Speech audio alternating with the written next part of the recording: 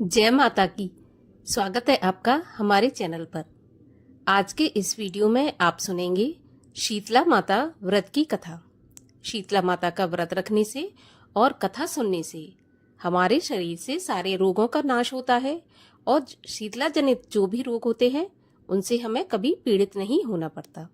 तो सभी व्रत कथाएं सुनने के लिए और हमसे जुड़े रहने के लिए आपको हमारे चैनल को सब्सक्राइब करके बेल आइकन को प्रेस करना है। आज की कथा अच्छी लगे तो लाइक करना है और शेयर करना है। आज के वीडियो में हम आपको शीतला माता की 2 कथाएं सुनाएंगे। तो चलिए शुरू करते हैं शीतला माता व्रत की पहली कथा। एक बार एक राजा के इकलौते पुत्र को शीतला निकली। उसी के राज्य में एक काछी पुत्र को भी शीतला निकली। काछी परिवार बहुत गरीब था पर भगवती का उपासक था। वह धार्मिक दृष्टि से जरूरी समझे जाने वाले सभी नियमों को बीमारी के दौरान भली भांति निभाता रहा। घर में साफ सफाई का विशेष ख्याल रखा जाता था। नियम से भगवती की पूजा होती थी। नमक खाने पर पाबंदी थी। सब्जी में ना तो छौंक लगाता और ना कोई वस्तु तली भुनी खाता था। गरम वस्तु न वह स्वयं खाता और न शीतला वाले लड़के को देता था। ऐसा करने से उसका पुत्र जल्दी ठीक हो गया। उधर जब से राजा के लड़के को शीतला का प्रकोप हुआ था तब से उसने भगवती के मंडप में शतचंडी का पाठ शुरू करवा दिया। रोज हवन बलिदान होते थे। राजपुरोहित भी सदा भगवती के पूजन में मग्न रहते थे। राजमहल में रोज कढ़ाई चढ़ती। विभिन्न प्रकार के गर्म स्वादिष्ट भोजन बनते। सब्जी के साथ कई प्रकार के मांस भी पकते थे। इसका परिणाम यह होता कि उन लजीज भोजन की सुगंध से राजकुमार का मन मचल उठता। वह भोजन के लिए जिद करता। एक तो राजपुत्र और दूसरे से इकलौता। इस कारण उसकी अनुचित जिद भी पूरी कर दी जाती। इस पर शीतला का कोप घटने की बजाय और बढ़ने लगा। शीतला के साथ साथ उसे बड़े बड़े फोड़े भी निकलने लगे जिनमें खुजली और जलन बहुत होती थी। शीतला की शांति के लिए राजा जितने भी उपाय करता शीतला का प्रकोप उतना ही बढ़ता जाता, क्योंकि अज्ञानतावश राजा के यहाँ सभी कार्य उल्टे हो रहे थे। इससे राजा और अधिक परेशान हो उठा।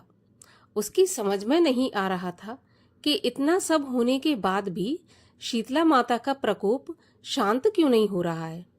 एक दिन राजा के गुप्तचरों ने उन्हें बताया कि काछी पुत्र को भी शीतला निकली थी पर वह बिल्कुल ठीक हो गया।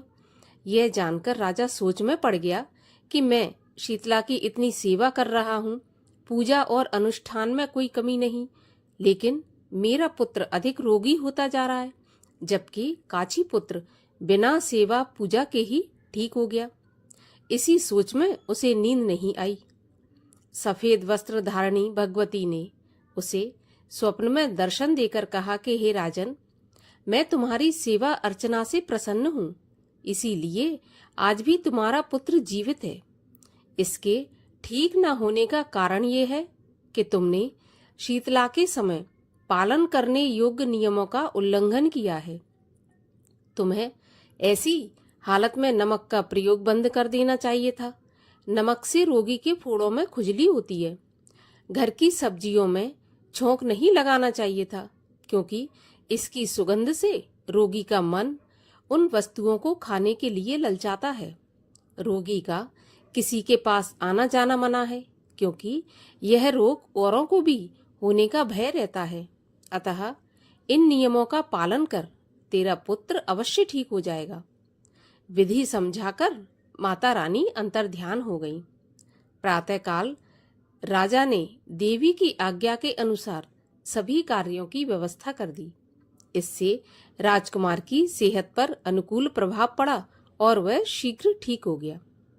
इसी दिन भगवान श्री कृष्ण और माता देवकी का विधिवत पूजन करके मध्यकाल में सात्विक पदार्थों का भोग लगाना चाहिए।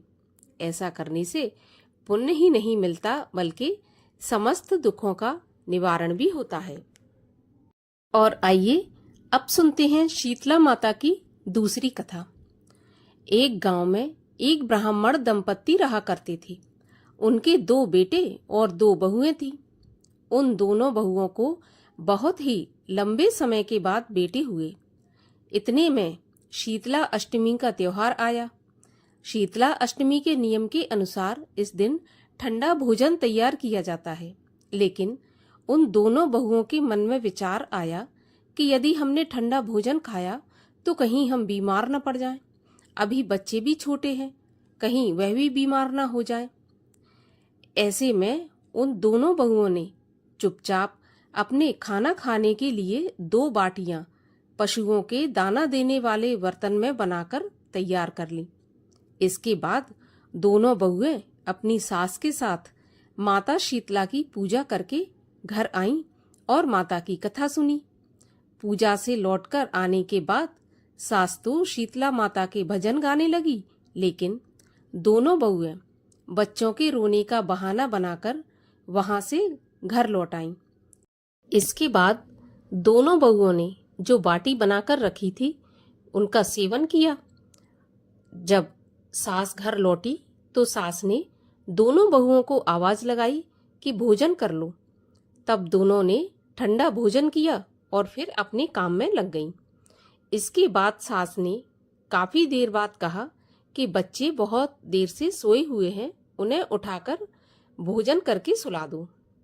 बहुएं जैसे ही अपने बच्चों को उठाने के लिए गईं तो उन्होंने देखा कि बच्चे मरे पड़े हैं। ऐसा शीतला माता के प्रकोप के कारण हुआ। बहुएं बेवश हो गईं। सास को जब सारी बात पता चली तो वह बहुओं से लड़ने लगी। सास बोली कि तुम दोनों ने अपने बेटों की बदौलत शीतला माता की अवहेलना की है, इसलिए मेरे घर से निकल जाओ और कैसे भी बेटों को स्वस्थ करके ही वापस घर आना। अब दोनों बहुएं अपने मरे हुए बेटों को लेकर घर से निकल गईं और रास्ते में जाते हुए एक जीर्ण वृक्ष के पास पहुंच गईं। वह खेजड़ी के वृक्ष के नीचे पहुंची। इसके नीचे दोनों ओरी और शीतला 2 बहनें बैठी थीं। दोनों के बालों में जूं थी, तो वहीं दोनों बहुएं भी ठग गई थीं। दोनों बहुएं ओरी और शीतला के पास पहुंची। उन दोनों ने ओरी और शीतला के सिर से सारी जुएं निकाल दी।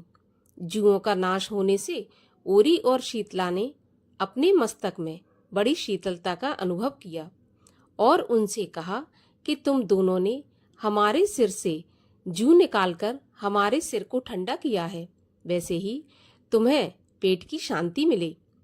इतने पर दोनों बहुएं बोली कि हम पेट का दिया हुआ ही लेकर मारी मारी भटक रही हैं, लेकिन शीतला माता के दर्शन नहीं हुए। शीतला माता ने कहा कि तुम दोनों ने पाप किया है, तुम दुष्ट हो, दुराचारणी हो, तुम्हारा तो मुंह तक देखने योग्य नहीं है। शीतला सप्तमी के दिन ठंडा भोजन करने के बदले तुम दोनों ने गर्म भोजन कर लिया था। इतना सुनते ही बहुओं ने शीतला माता जी को पहचान लिया और दोनों ने शीतला माता को प्रणाम किया और गिड़गिड़ाते हुए बोली कि हमने अनजाने में गर्म खाना खा लिया, आपके प्रभाव को हम नहीं जानती थी, आप हमें क्षमा करो, हम फिर कभी भी ऐसा नहीं करेंगी। उनके ऐसे वचन सुनकर शीतला माता प्रसन्न हुई और शीतला माता ने मरे हुए बालकों को जीवित कर दिया। इसके बाद बहुएं अपने बच्चों को लेकर फिर से गांव लौट आईं। जब गांव के लोगों को पता चला कि शीतला माता ने उनको दर्शन दिए तो लोगों ने बहुत धूमधाम से उनका स्वागत किया और उन्होंने कहा कि हम गांव में शीतला माता के मंदिर का निर्माण करवाएंगे। शीतला माता ने जैसे उन दोनों बहुओं पर कृपा की, वैसी ही कृपा दृष्टि हर किसी पर रखें। जो भी यह कथा पढ़े या सुने, माता शीतला हमेशा उन पर अपनी कृपा बनाए रखे।